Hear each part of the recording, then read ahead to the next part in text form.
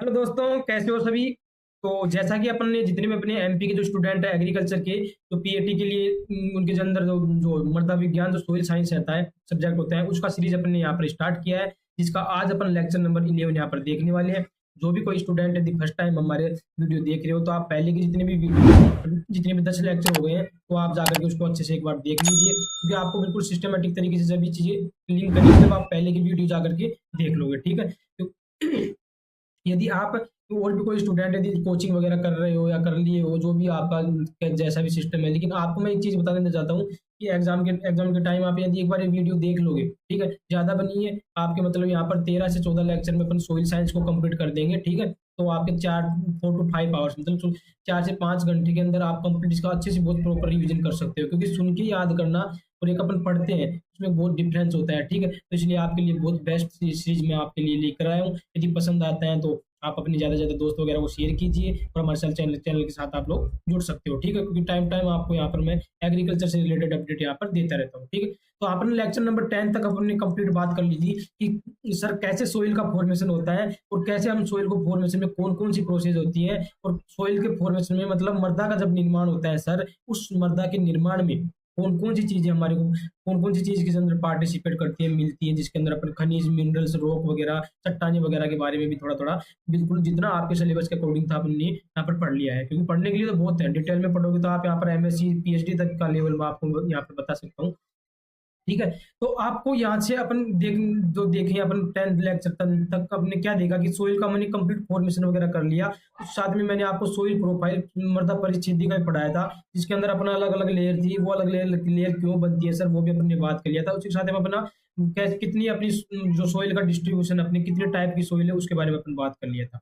आप बोलोगे सर आप इतना तो आपने हमारे को पढ़ा दिया, लेकिन अब हमारी सोइल के अंदर कुछ यदि प्रॉब्लम हमारे को देखने को मिलती है, कुछ अपने को विकार देखने को मिलते हैं सर, तो हम उनको कैसे सही करें, तो हम जो सोइल हमारी को, हम उस सोइल को यूज कर सके। हमारे जो फार्मर्स होते हैं, हमारे जो किसान भाई लोग होते हैं, वो उस सोइल का अपने कृषि प्रोडक्शन के लिए, अपने जो फसल उत्पादन के लिए उसको यूज कर सके। तो ऐसी कौन कौन सी सोइल है जिसके अंदर हमारे को सर कृषि उत्पादन के लिए प्रॉब्लम होती है, और वो सोइल में ऐसा क्यों हुआ, ये सब अपना आज के लेक्चर में अपन पढ़ेंगे, जिसको बोलते हैं अपन मृदा विकार। मतलब सीधी सी बात, अब विदेशी भाषा में अपन बात करें तो अपने अपने अंदर कुछ प्रॉब्लम होगी, तो अपना प्रॉब्लम होगी तो अपन उसको क्या बोलेंगे, हम बीमार हो गए। मतलब बीमार होना मतलब अपनी अंदर अलग अलग टाइप का, मतलब कुछ, मतलब कोई चीजों की कमी हो गई, या बाहर से कुछ ऐसी चीजें अपनी को, कोई वायरस का, मतलब विषाणु वगैरह, बैक्टीरिया वगैरह का इन्फेक्शन वगैरह हो, जैसे कोरोना वगैरह आया था, उससे लोग डिजीज वगैरह हो रही थी। तो ये सब चीजें प्रॉब्लम हो रही है, किसकी वजह से हो रही है, या तो बाहरी कारण कारण की वजह से हो रही है,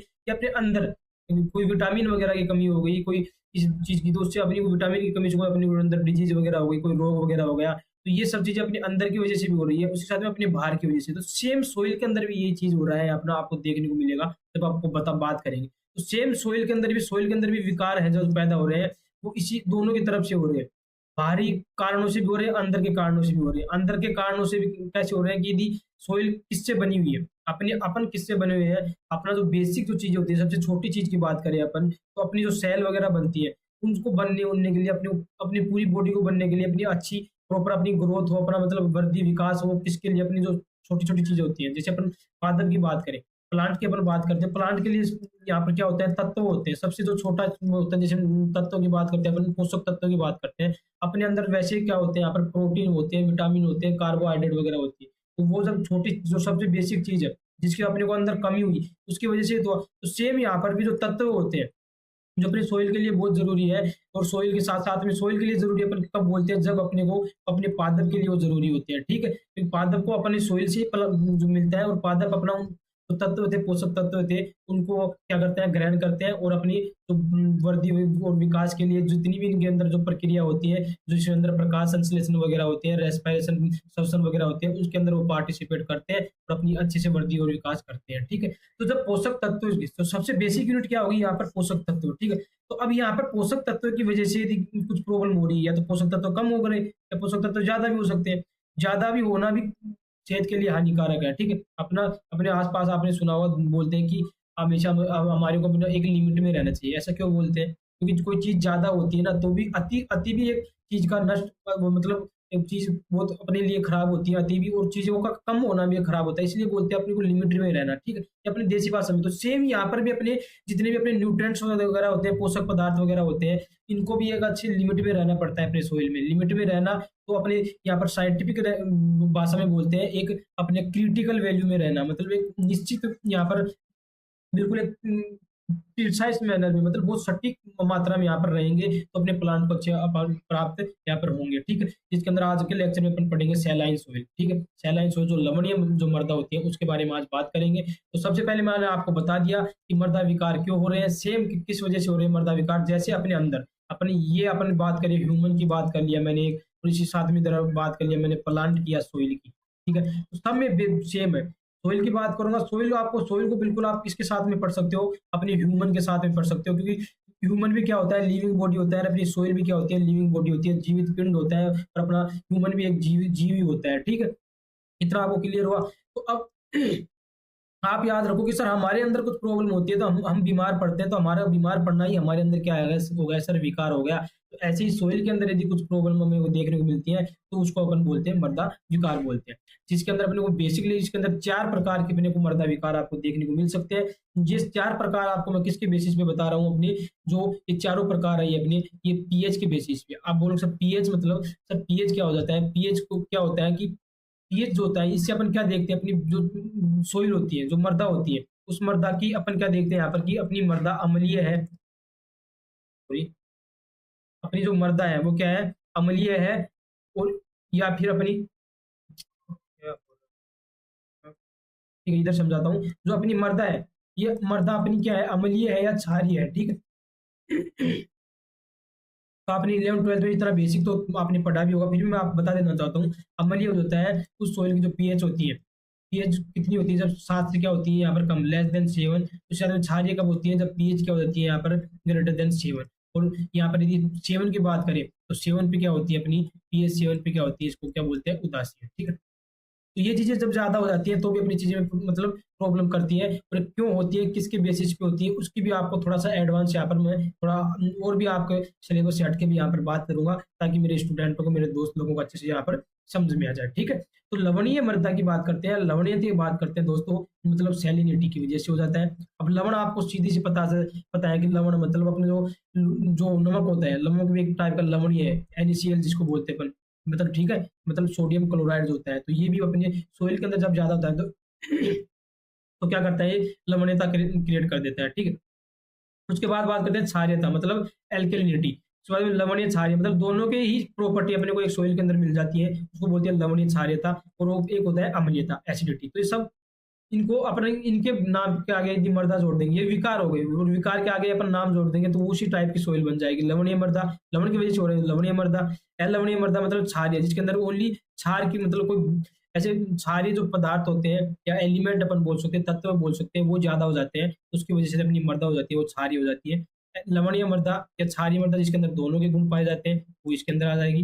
अम्लीय मृदा, जिसके अंदर जो अपने जो अम्लीय जो तत्व होते हैं, उन अम्लीय तत्वों की वजह से यहाँ पर अपने को अपनी जो पीएच होती है सोइल की, वो कितनी देखने को मिलती है, यहाँ पर लेस देन 7 देखने को मिलती है। तो ये सब प्रॉब्लम अपनी सोइल के अंदर होती है। तो आपको बेसिक अपने इतना मैंने समझाया, आपको समझ में आया तो बहुत अच्छी बात है। नहीं आया तो एक बार वीडियो को और देख सकते हो आप, ठीक है? अब नहीं भी अपने इतने भी यदि दिमाग में नहीं बैठ रहा, तो सीधा सा आपके दिमाग में याद रखो कि सर मृदा विकार मतलब हमारे अंदर जो रोग होते हैं, वो भी सोइल के अंदर भी ऐसी ही चीज होती है सेम। तो आप अपने अंदर रोग मतलब मृदा के अंदर विकार, इतना आप सीधी सिंपल भाषा में याद रखो। उसके बाद सर आप 4 प्रकार के हमारे मृदा विकार बताए हमारे को, लवणीयता, क्षारीयता, लवणीय क्षारीयता और अम्लीयता।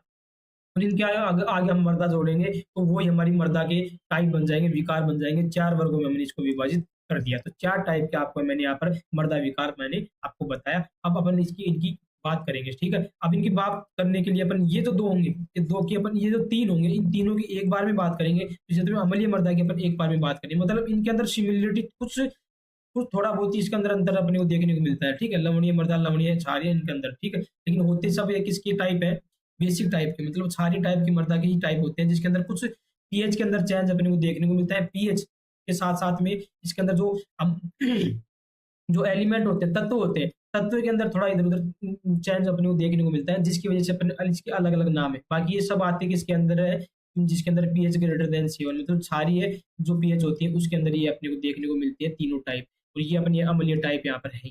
ठीक है, इतना आपको क्लियर हुआ जो मैंने समझाया? नहीं क्लियर हुआ तो फिर एक बार आप वीडियो देख सकते हो, या कुछ डाउट होता है कमेंट्स में आप जरूर मेरे को बोल दीजिएगा। ठीक है, तो सबसे पहले पढ़ते हैं अपन लवणीय मृदा। लवणीय मृदा को अपन रे, कलर, खार या कारी के नाम से भी जानते हैं। ठीक है, ये अलग नाम भी आपको याद रखना है, बहुत बार पूछ लेता है आपसे। ठीक है, डायरेक्ट तो कारी भी नाम बहुत बार पूछा हुआ है। ठीक है, तो कारी की बात करते हैं। कारी हो गया तो कितना आपको लवणीय मृदा के मैंने बेसिक नाम, अदर नेम क्या क्या बात की है यहाँ पर, रे, कलर, खारे, खारी। ठीक है, अलग अलग अपने जो लोकल लैंग्वेज में इसको बहुत सारा यूज करते हैं, अपनी अलग अलग लैंग्वेज में आप अलग अलग जाओगे तो जहाँ पर अपना जैसे इसमें बुंदेलखंड एरिया हो गया, अपन नीचे वाला रीवा वगैरह अलग अलग ये जो एरिया होगा तो इसके अंदर अलग अलग नाम से इनको जानते हैं, लोकल नेम वगैरह होते हैं। ठीक है, तो इनको आपको याद रखना है, रे, कलर, खार और कारी। ये किसके नाम है सर? लवणीय मृदा के नाम है। उसी साथ में क्षारीय मृदा अपन पढ़ेंगे, क्षारीय मृदा की यहाँ पर बात करेंगे। तो क्षारीय मृदा का आप नाम देख सकते हो यहाँ पर, असर, कलर भी बोलते हैं इसको, चौपान भी बोलते हैं, क्षार भी बोलते हैं और चोंडू भी बोलते हैं। इसका अदर नेम है। ठीक है, तो ये आपको याद यहाँ पर रखना है। अब बेसिक चीजें आपको, सबसे जो मेन चीज यहाँ पर आपको याद रखना है दोस्तों, वो क्या है? आपको मैं दो चीजें यहाँ पर बताने वाला हूँ। कितनी चीजें बताऊंगा? दो चीजें। ठीक है, अब दो चीजें यहाँ पर आपको बिल्कुल अच्छे से देख लेनी है कि कौन कौन से तत्व जो होते हैं, मतलब ऐसे कोई तत्व, मतलब अपना एलिमेंट की बात करते हैं सर, जिसके अंदर जो अपनी सोइल के अंदर अम्लीयता को क्रिएट करते हैं। किसको करते हैं? अम्लीय को। ठीक है, और एक दूसरी बात करेंगे क्षारीय, मतलब क्षारीय तत्व की बात करेंगे दोस्तों, उसी के साथ में अम्लीय तत्वों को यहाँ पर अपन बात यहाँ पर करेंगे। ठीक है, तो आपको जैसा पता होगा कि अपना जो हाइड्रोजन आयन होता है, हाइड्रोजन आयन जो होता है वो सबसे ज्यादा अपने को यहाँ पर देखने को मिलता है, अम्लीय क्रिएट करता है। ठीक है, तो यहाँ पर अपन बात करेंगे, एक पर बात करेंगे हाइड्रोजन की, एक बात करेंगे एल्यूमिनियम की। ठीक है, दो तो ये हो गए जो सबसे ज्यादा अपने को जो अम्लीय देखने को सोइल मिलती है वो इन दोनों की वजह से देखने को मिलती है। उसी के साथ इसके अंदर और भी अपने चार इसके अंदर माइक्रो न्यूट्रिएंट और आते हैं। इसके अंदर Fe आता है, एक Mn आता है, एक आता है Cu। ठीक है, एक आएगा Fe, Mn, Cu, एक आता है Zn, जिंक। ठीक है, जिंक, कॉपर, मैग्नीज, फेरस, ये सब होते हैं अम्लीय तत्व। ठीक है, आपको इतना याद नहीं है, यदि आपको एलिमेंट याद नहीं रहती, मैं एडवांस में आपको समझा रहा हूँ कि क्यों ऐसी चीजें होती हैं अपनी सोइल के अंदर। ठीक है, जब में क्षारीय तत्व की बात करें तो क्षारीय तत्व में आपको सोडियम देखने को मिलता है सबसे ज्यादा। ठीक है, उसके साथ अपने को कैल्शियम देखने को मिलता है, उसके साथ में मैग्नीशियम आपको देखने को मिलता है, उसके साथ में पोटेशियम। ठीक है, तो ये अपने एलिमेंट है, ये तत्व जो होते हैं ये क्षारीय तत्व होते हैं। जब ये क्षारीय तत्व जो होते हैं ये अपनी जो मृदा होगी, इस मृदा के अंदर ज्यादा अमाउंट में पाए जाएंगे। जब ये मृदा के अंदर ज्यादा होंगे तो अपनी वहां पर सोइल क्या हो जाती है दोस्तों? यहाँ पर क्षारीय हो जाती है।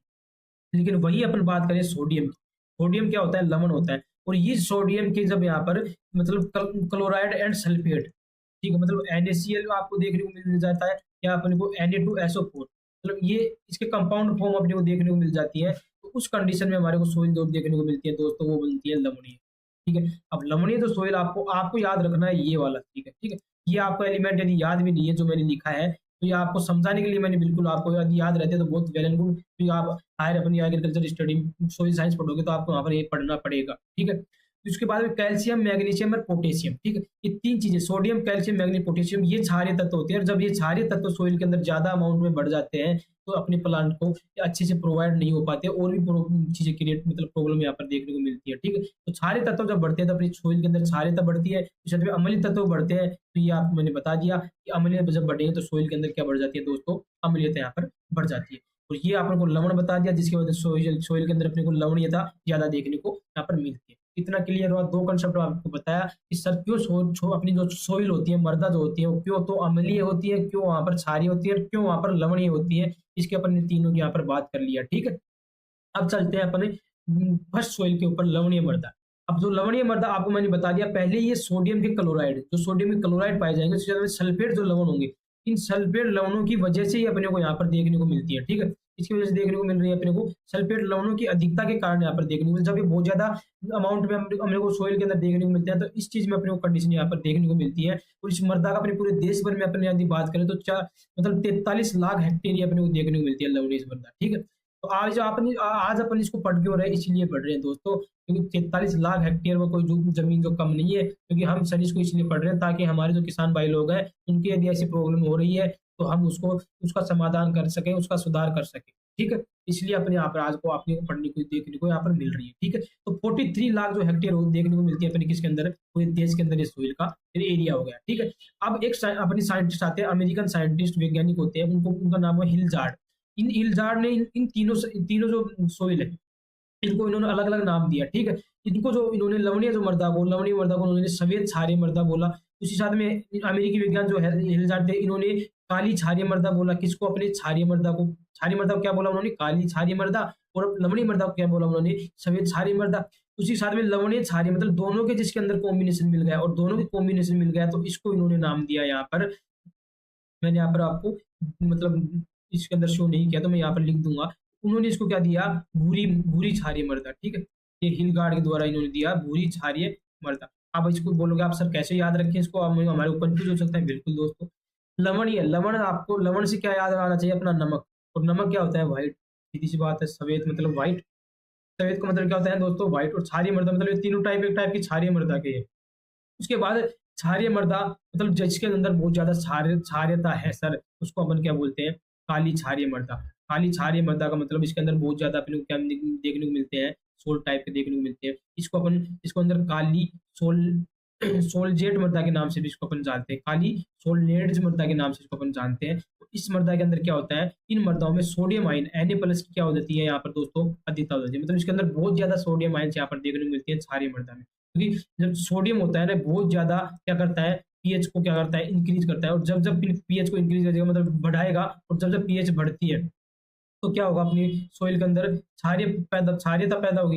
और यहाँ पर जो सोडियम आयन होता है, ये क्या होता है? 11 से 12 पीएच तक लेके चला जाता है अपना। क्योंकि आपको पता है जो पीएच होता है, पीएच के अंदर जो अपनी रेंज होती है पीएच की मीटर की रेंज कहाँ से होती है? 0 से 14 होती है, ठीक है? ये अपनी पीएच मीटर की रेंज होती है। और जैसे-जैसे अपन 14 की तरफ जाएँगे मतलब इस तरफ ही जा रहे हैं, तो अपनी क्या हो जाती है? क्षारीयता बढ़ती है, बेसिसिटी बढ़ती है। और जैसे अपन इस साइड आएँगे मतलब 0 की साइड में आएँगे, तो अपनी अम्लीयता यहाँ पर बढ़ती है। और यहाँ पर जो 7 वैल्यू होती है, इस 7 वैल्यू पे अपन इसको बोलते हैं न्यूट्रल, मतलब उदासीन यहाँ पर होता है। ये आपको मैंने यहाँ पर समझा दिया है, ठीक है? आपको यदि कोई क्वेश्चन आ जाता है बेसिक, तो आपके दिमाग में थोड़ा-सा अपनी लैंग्वेज में यहाँ पर लिख लेना इसको, ठीक है? उसके बाद में बात करते हैं सोडियम आयन्स की वजह से होता है, जबकि सोडियम के क्लोराइड और सल्फेट की वजह से यहाँ पर देखने को मिलता है। उसी के साथ में लवणीय क्षारीय मतलब इसके अंदर दोनों के सम्मिलित गुण अपने को देखने को मिलते हैं, समानता देखने को मिलती है दोनों की। तो उसका अध्ययन अपन संयुक्त रूप से किसके अंदर करते हैं दोस्तों? लवणीय क्षारीय, या इसी को अपन दूसरा नाम बोलते हैं ऊसर मृदा। ऊसर मृदा के नाम से अपन इसको जानते हैं। किसको जानते हैं दोस्तों?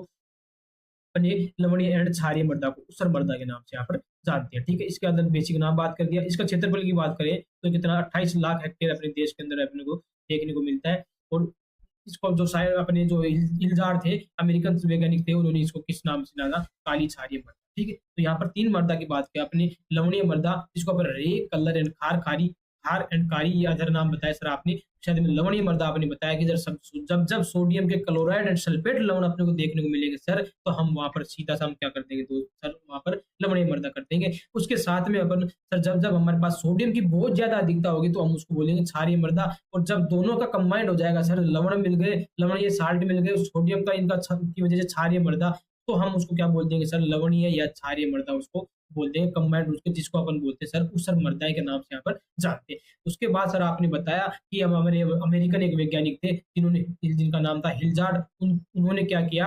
इनको 3 अलग-अलग नाम दे दिया। जो अपनी लवणीय मृदा थी, लवण मतलब नमक, तो नमक कैसा कलर का होता है सर? व्हाइट कलर का होता है, सफेद होता है, इसलिए अपन इनको सफेद क्षारीय मृदा बोले।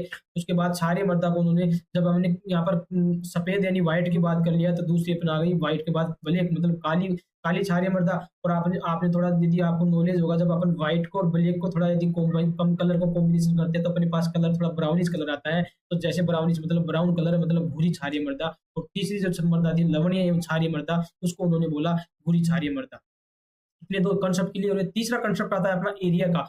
एरिया आता है क्षेत्रफल की बात करें तो सर पूरे देश में 43 लाख हेक्टेयर हमारा क्षेत्र जो होता है लवणीय होता है, और 20 लाख हेक्टेयर जो होता है सर, वो हमारा क्षारीय मृदा होता है सर। और दूसरा अपना जो यहाँ पर नेक्स्ट अपन बात करें अपनी, तो ऊसर मृदा मतलब लवणीय क्षारीय मृदा की बात करें, तो उसका जो एरिया होता है यहाँ पर, कुल एरिया यहाँ पर 73 लाख। तो सबसे ज्यादा अपने को देखने को मिलती है यहाँ पर, अपने को यही सोइल यहाँ पर देखने को मिलती है। कौन सी अपनी क्या हो रहा है? ठीक है, तो 71 जो लाख हेक्टेयर अपने को देखने को मिलती है, वो कौन सी मिलती है? ऊसर मृदा देखने को मिलती है। जिसमें अपन अपने मध्य प्रदेश की बात करें, तो मध्य प्रदेश इसके अंदर 10वें स्थान के ऊपर आते हैं, जिसके अंदर 12.50 लाख है। यहाँ पर अपने को गुजरात के अंदर देखने को मिलती है। उसके बाद 10वें स्थान में हम आते हैं, और सर्वाधिक जो देखने को मिलती है 13 लाख हेक्टेयर यहाँ पर उत्तर प्रदेश के अंदर देखने को मिलती है, ठीक है? 13 लाख हेक्टेयर किसके अंदर देखने को मिलती है? उत्तर प्रदेश को अपने को देखने को यहाँ पर मिलती है, ठीक है? फिर आपको क्लियर हुआ।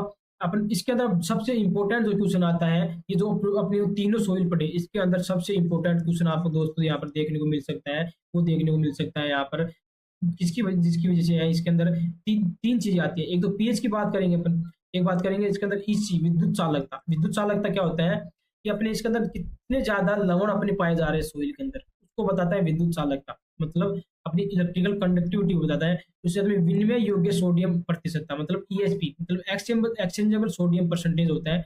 ये क्या होता है, अब आपको एक चीज बताता हूँ, अपने जो सोइल पार्टिकल्स होते हैं, जो मृदा के पार्टिकल्स होते हैं, ये अपने सोइल के पार्टिकल्स है, मृदा के पार्टिकल्स है, और इन मृदा के पार्टिकल्स पे ऊपर होता है मैक्सिमम, मतलब बहुत ज्यादा अपने को नेगेटिव चार्ज देखने को मिलता है, ठीक है।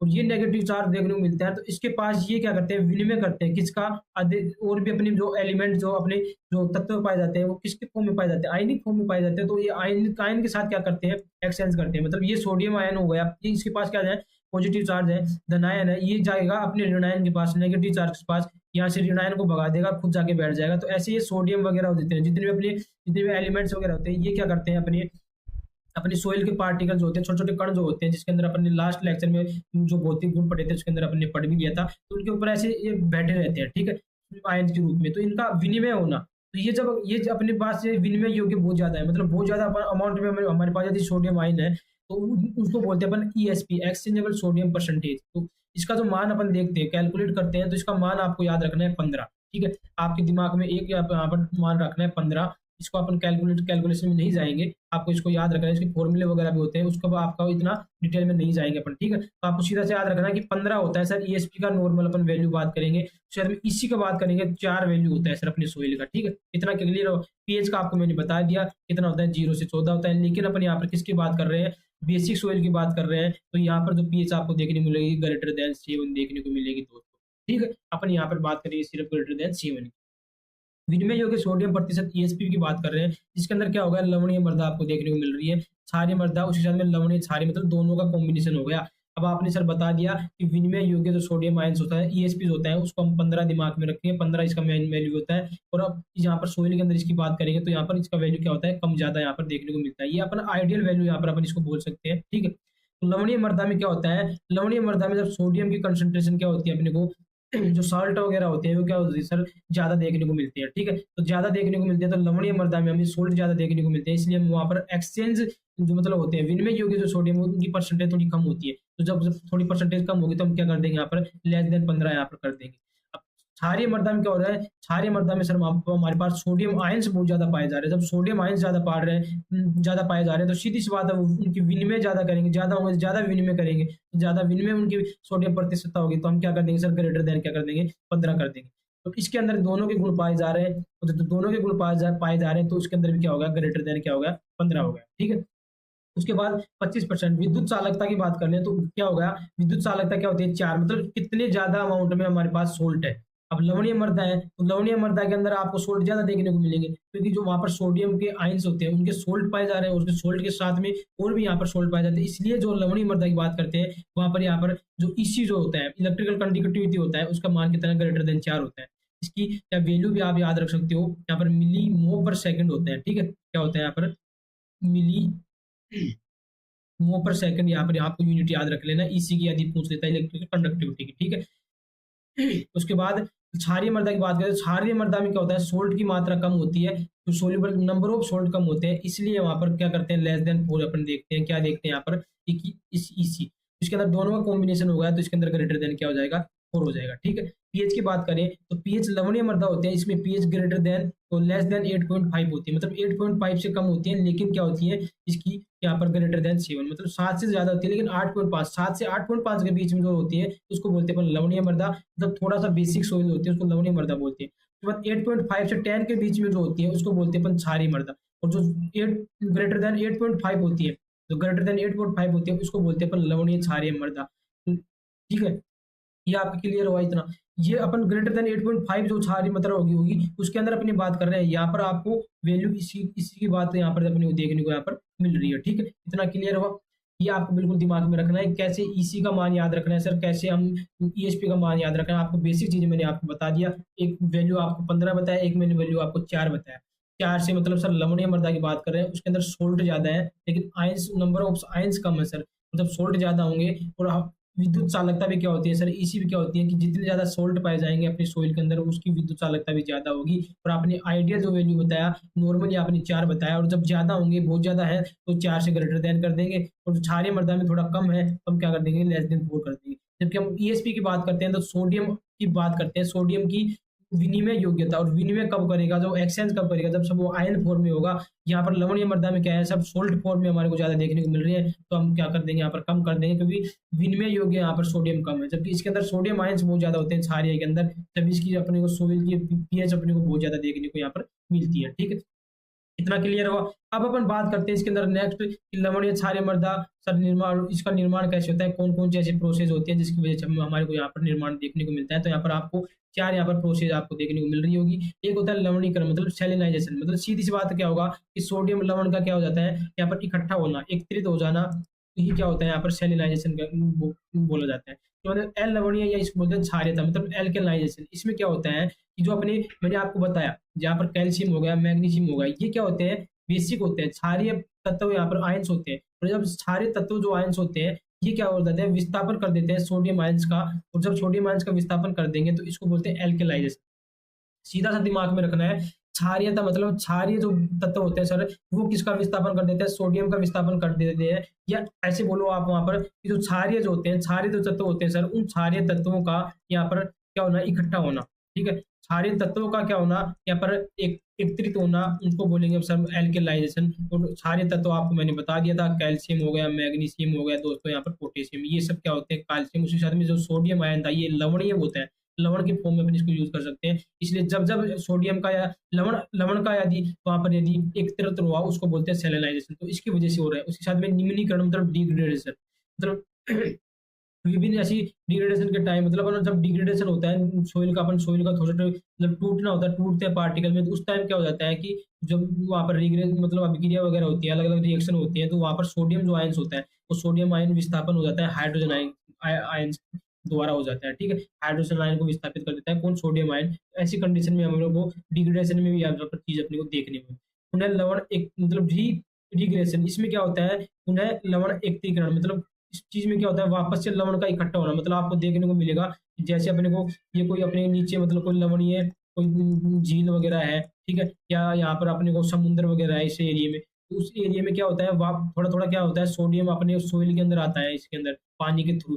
ठीक है, अवशोषित होते हुए, अवशोषित हुए जब आता है तो इसको बोलते हैं रिग्रेडेशन करना, मतलब वापस पुनः लवण एकत्रीकरण इसको बोलना, मतलब। ठीक है, तो ये अपना जैसे कुछ अपनी प्रोसेस है। नेक्स्ट बात करते हैं लवणीय एंड क्षारीय मृदा के निर्माण के कारण की बात करते हैं, मतलब कारण कौन कौन से सर जिसके वजह से हमारे यहाँ पर देखने को मिल रही है। ये अपन ने एक बेसिकली नेचुरली फिनोमेना में देख लिया, इसके अंदर जो अपने को नेचुरली अपने को ज्यादातर देखने को मिलता है, मतलब प्रोसेस क्या है उसके अंदर, मतलब क्रियाएं कौन सी हो रही है, कैसे ऐसे रिएक्शन फिनोमेना की वजह से हो रही है, उसकी वजह से देख लिया। उसके बाद कौन से ऐसे कारण है, मतलब कारण का मतलब होगा कि सर हम एक्सटर्नली यदि उसके अंदर कुछ ऐसी चीजें बाहर से कुछ चीजें किया जिसकी वजह से अपने हमारे यहाँ पर हो गया, उसकी बात करें, मतलब कौन से कारण, जिसमें मतलब लवणीय जल से सिंचाई कर दिया, मतलब आपको क्या कर दिया, ज्यादा हाईली सोल्ट, मतलब आपने देखा भी होगा समुद्र के आसपास का जो इलाका होता है, वहाँ के लोग, वहाँ के जो किसान भाई लोग इस पानी को यूज कर लेते हैं, या आप खारे पानी की झील वगैरह, नदियां वगैरह आपने सुना होगा, तो उसमें अंदर क्या होता है, जब उसको यूज करते हैं, सीधी सी बात है, लवण अपने सोइल में आएगा, तो सब सोइल के अंदर लवण ही आएगा, तो धीरे धीरे एक एक टाइम आएगा जब लवण बहुत ज्यादा हो जाएगा। ठीक है, तो जल निकास की कमी होना, जल निकास का मतलब क्या हो गया दोस्तों, ये समझाते हैं। बहुत सी जगह क्या देखने को मिलता है हमारे को, ये अपनी सोइल अपनी लैंड है, इस लैंड में अपने को क्या है, पानी भर गया ऐसे, ठीक है, ये वाटर प्रॉपर भर गया, लेकिन अपने को इसको निकासी के लिए, अपने निकास करने के लिए प्रॉपर हमने कुछ इसके अंदर सिस्टम यहाँ पर नहीं बनाया, कोई मतलब कोई गड्ढा वगैरह नहीं किया, कोई ड्रेनेज नली वगैरह नहीं बनाया, तो ये पानी बहुत टाइम तक यहाँ भरा रहेगा। और जब ये पानी यहाँ पर भरा रहता है, तो पानी की आदत है, पानी भरा तो रहेगा, लेकिन थोड़ा थोड़ा क्या करेगा, लीचिंग मतलब निष्कासन से क्या जाएगा, निक्षालन, सॉरी निक्षालन से क्या जाएगा, नीचे जाएगा, सोइल में अंदर नीचे जाएगा धीरे धीरे। और जब जब सोइल में नीचे जाता है, तो निक्षालन के द्वारा अपनी जो जल होता है, ये जल की आदत है, ये हमेशा अकेला नहीं जाने जाता, ये क्या करता है, लवण को अपने साथ में घोल लेता है, और जब लवण को घोल कर लेकर चला जाएगा, ठीक है, तो सॉरी लवण को घोल के लिए जल निकास की कमी की, हाँ कमी की वजह से क्या हुआ, यहाँ पर बहुत टाइम तक यदि यहाँ पर वाटर यहाँ पर भरा है, तो उस कंडीशन में क्या देखने को मिलेगा अपने को, यहाँ पर अपने को और भी यहाँ पर आपको जैसे अलग अलग टाइप के यहाँ पर, मैं जैसे बोलूँ कि आपको यहाँ पर इस कंडीशन में क्या देखने को मिलेगा, जहाँ सॉरी यहाँ पर अपने को सोल्ट ज्यादा देखने को मिलेगा। ठीक है, सोल्ट कैसे ज़्यादा देखने को मिलेगा? क्या होता है कि अपने को पास यदि सोल्टी वाटर है, अपने क्या कर लिया हमने, यहाँ पर लवणीय जल से सिंचाई कर दिया और उसका प्रॉपर हम ड्रेनेज नहीं कर पा रहे, तो प्रॉपर ड्रेनेज नहीं कर पा रहे, तो लवण की मात्रा अपने को यहाँ पर क्या हो जाती है, भर जाती है यहाँ पर, ठीक है। उसके बाद शुष्क जलवायु जलवायु होना। शुष्क जलवायु होना मतलब जहाँ पर पानी की कम अमाउंट होती है। अब पानी की कम अमाउंट होती है तो क्या कंडीशन होती है इसमें अंदर शुष्क जलवायु में दोस्तों? तो शुष्क जलवायु में क्या होता है, पानी कम होता है, तो पानी कम होगा तो सीधी सी बात है, ये अपना सोइल सरफेस है। अब पानी कम होगा तो पानी बहुत नीचे से आएगा, और पानी से नीचे से आएगा तो आपको पता है कि जल होता है ना, ये जल अपने साथ में क्या लेके आता है, लवण भी लेके आता है। लवण जब लेके आएगा, और जैसे आपको यहाँ पर बहुत ज़्यादा टेम्परेचर, शुष्क जलवायु मतलब अपना वहाँ पर टेम्परेचर बहुत ज़्यादा होता है, ठीक है। टेम्परेचर ज़्यादा होता है तो अपने क्या होता है, जैसे जल यहाँ पर आया अपने पास यहाँ पर लेयर पे, और लेयर पे आते ही क्या करता है, ये वेपर में निकल जाता है, और वेपर में नहीं मतलब वाष्प बन के निकल जाता है, और लवण को यहीं पर छोड़ देता है। तो ऐसे धीरे-धीरे क्या हो जाती है, ये कंडीशन आती है, अपनी जो जो ऊपर की सोइल होती है जिसके अंदर अपन कल्टीवेशन करते हैं, उसके अंदर लवण ज़्यादा होती है, तो उससे भी लवणीय सोइल अपने को देखने को मिलती है। मृदा में कड़ी परत का होना मतलब बहुत हार्ड लेयर होती है। जब हार्ड लेयर बहुत ज़्यादा हो जाती है, तो भी ये कंडीशन अपने को देखने को मिलती है। क्यों देखने को मिलती है? हार्ड लेयर की वज़ह से। हार्ड लेयर से यदि ज़्यादा भी सोल्ट अपने सोइल के अंदर है, तो जब हार्ड लेयर यहाँ पर होगी, जैसे ये मेरे पास हार्ड लेयर है, ये मेरे पास सोइल है जिसके अंदर मैं प्रोडक्शन कर रहा हूँ, और यहाँ मेरे नीचे यहाँ पर कोई हार्ड लेयर है। तो हार्ड लेयर की वज़ह से क्या हो रहा है, यहाँ पर अपना निक्षालन वगैरह नहीं हो रहा, लवण वगैरह नीचे नहीं जा पा रहे, तो धीरे-धीरे अपन ने यदि ज़्यादा यहाँ पर लवणीय जल भी यूज़ कर लिया, तो बहुत जल्दी अपने को यहाँ पर लवणीय सोइल देखने को मिलती है हार्ड लेयर की वज़ह से, ठीक है। उच्च भूमि जल स्तर होना मतलब हाई वाटर टेबल होना। हाई वाटर टेबल का मतलब होना मतलब बहुत ज़्यादा यहाँ पर अपने को यदि हाई वाटर टेबल मतलब देखने को मिल रही है, तो उस कंडीशन में अपने हमारे को क्या देखने को मिलते हैं, लवणीय क्षारीय मृदाएँ अपने को देखने को मिलती है।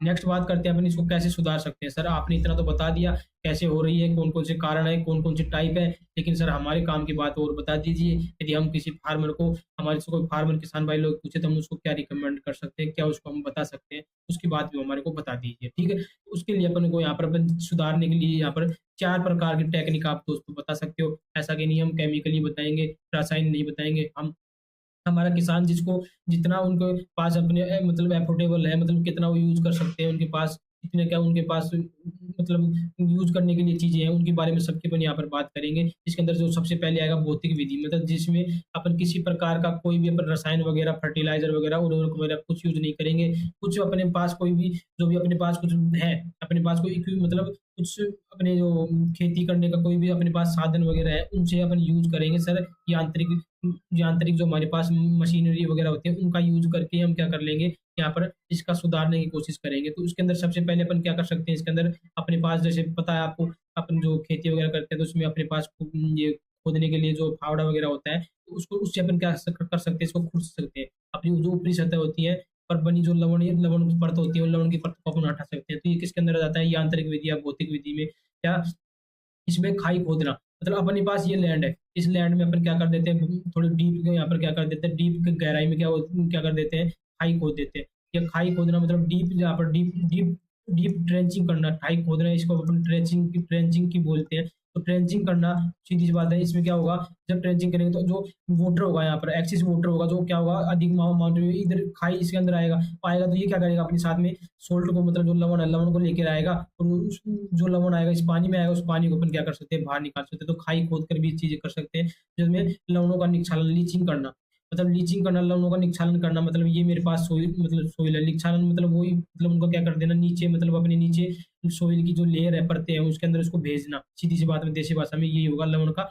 निक्षालन, ठीक है। तो ये क्या करते हैं, जैसे जब यहाँ पर थोड़ा ज़्यादा अमाउंट में हमने पानी डाल दिया, और पानी डाल दिया तो पानी का क्या होगा, पानी नीचे जाएगा तो लवण को अपने साथ में लेके जाएगा। जब जब लवण को अपने साथ में लेके जाएगा तो उस ये जो प्रोसेस होती है उसको बोलते हैं अपन निक्षालन, लीचिंग के नाम से जानते हैं, ठीक।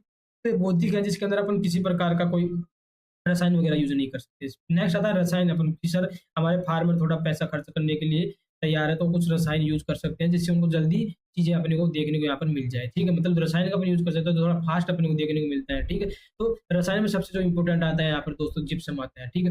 जिप्सम के साथ में आता है यार आयरन पायराइट, बहुत सारे आयरन पायराइट है। आप किसी प्रकार का यहाँ पर रसायन के अंदर आपको सल्फर से रिलेटेड, ठीक है, जितने भी कोई सल्फर के आपको यदि कंपाउंड देखने को मिलेंगे, तो सल्फर के कंपाउंड जहाँ-जहाँ आपको देखने को मिलेंगे, वहाँ-वहाँ अपन रसायन की बात करेंगे। तो जिप्सम का सबसे ज़्यादा यूज़ किया जाता है यहाँ पर ठीक है। अपन क्या करते हैं, अपनी जो भूमि होती है उसके अंदर कम से कम औसतन 15 टन मतलब 150 क्विंटल हेक्टेयर की दर से, मतलब 1 हेक्टेयर में अपन 150 क्विंटल क्या करते हैं, जिप्सम डाल देते हैं और उसके बाद में उसको मिला देते हैं, हल्की जुताई कर देते हैं। और जुताई जैसे कर देते हैं उसके बाद 10 से 15 दिन बाद उसके अंदर 10 से 15 दिन पानी भर के छोड़ देते हैं। और पानी भर के छोड़ेंगे तो उसके बाद उसके अंदर जो सोल्ट होगा Na2SO4 जो बनेगा उसका लीचिंग हो जाएगा। ठीक है, इसको समझाते हैं आपको कैसे होता है सर ये जिप्सम। जो आपको पता है कि क्या होता है जिप्सम का फॉर्मूला CaSO4.2H2।